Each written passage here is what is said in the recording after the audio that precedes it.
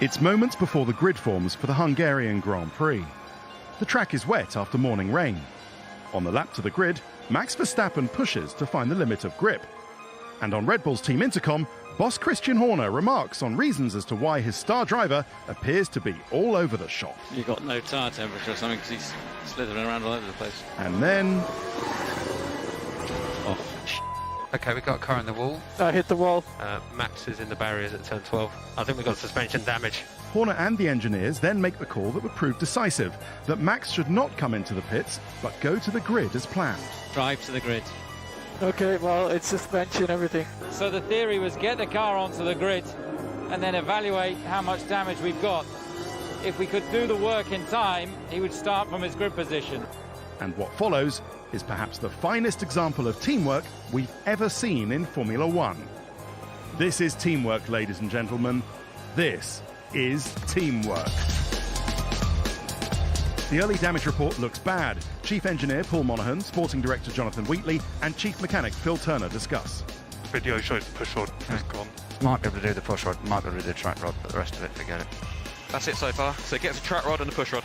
One of the guys said he's actually in the wall, so the first time I saw the car was when it pulled up on the back of the grid, and that's a bit of a shock. Phil, do you have an ETA for changing those items? Probably longer than what we got, but we'll give it a go. With the decision made, it's now down to number one mechanic Lee Stevenson, front-end mechanic Ollie Shack and Phil Turner to complete what would normally be a 90-minute job with just 20 minutes to go until the zero time that the car must have its tyres fitted. We are pretty much got everything off. We're just about to start fitting the I new have stuff. a more pertinent question.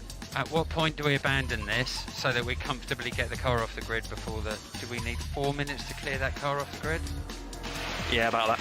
Okay, then you know your deadline. I didn't actually hear that. I was quite busy taking bits apart. I rely on my guys quite a lot. They are very good.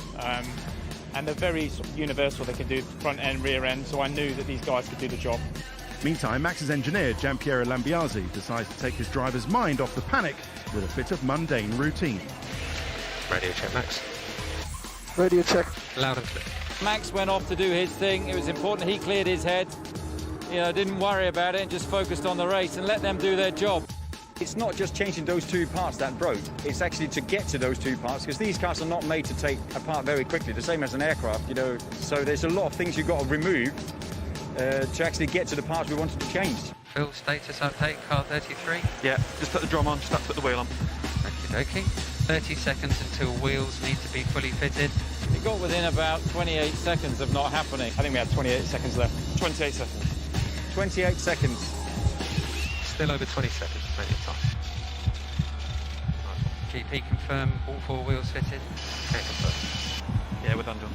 Okay, I just want to say incredible work, guys. That's unbelievable. Thank you very much. Do you feel a bit stupid going off in the first place, though?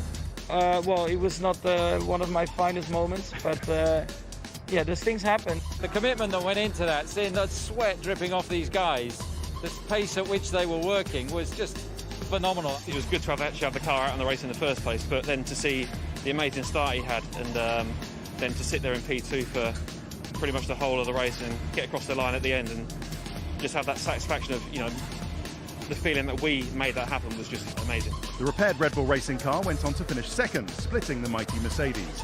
And it was all down to the teamwork of the guys in blue. Yes, guys, what a result, what a result. I want to say a big thank you to the mechanics, because they saved the day. You guys are legends. Thank you so much.